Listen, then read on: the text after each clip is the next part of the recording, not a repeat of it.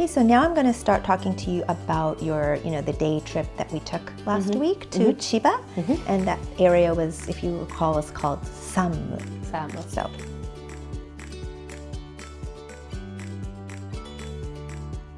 It was beautiful. First, we went to the shrine, and it was funny because we parked at the farmer's barn, and then all of a sudden we were looking up at the shrine.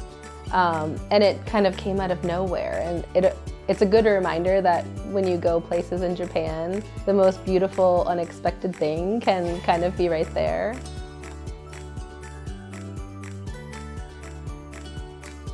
So to go from a shrine to a bamboo forest to a farm in maybe 5 minutes was really, really neat.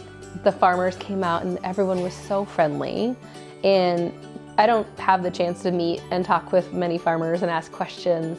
And that was probably the biggest thing for me, was that I actually got to engage with someone that is growing a piece of vegetable that I might eat. That doesn't happen a lot, and that was a really meaningful experience for me and my daughter.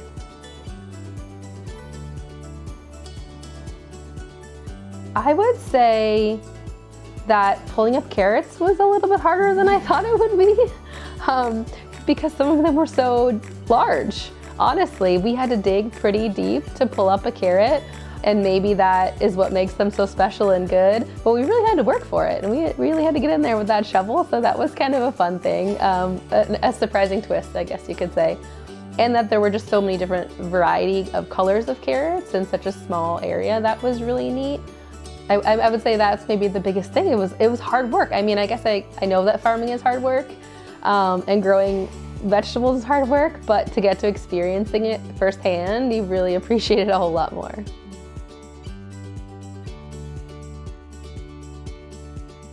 I think that it's just more like industrial, more commercial maybe, and it's not as special and approachable, right? So I'm not going to be able to go interact with a farmer in most cases, because it's probably a big company that owns an apple orchard, or there is a special event happening and there are thousands of people there, and it's kind of overwhelming and not like an intimate experience. Now that might be a big difference.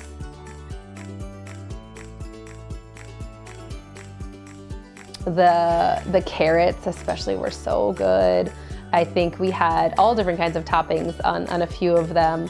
The dressing was amazing. Everything just came together really nicely. And I will say, we also had a pizza that day because I have a toddler and she likes pizza. But I asked her, what do you like better, the pizza or the carrots? And Pepper said, my daughter, said the carrots. And we were laughing because, of course, we wanted to make sure the farmers knew that she liked the carrots better than the pizza. And in fact, she held the carrot the whole 2-hour ride home after we left the farm. That's how much she enjoyed the carrots. Oh, it was adorable. So it was really adorable.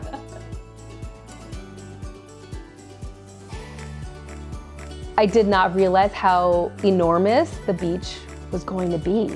You looked in both directions and then you looked outward at the view. I was expecting something much smaller, much less grand, and I couldn't believe that we had only driven just a few minutes from the farm, that all of a sudden this gorgeous beach was there, and the sand was so soft and there were shells everywhere. I think the moment that stayed with me the most is when my daughter was fearless in running into the waves. Removing her from an environment that is what she knows and bringing her to Japan and then bringing her to the beach in Chiba. She didn't know what to expect, but she's not afraid. And I feel like the last few months here, she's been able to do so much that maybe I thought she would have been afraid of.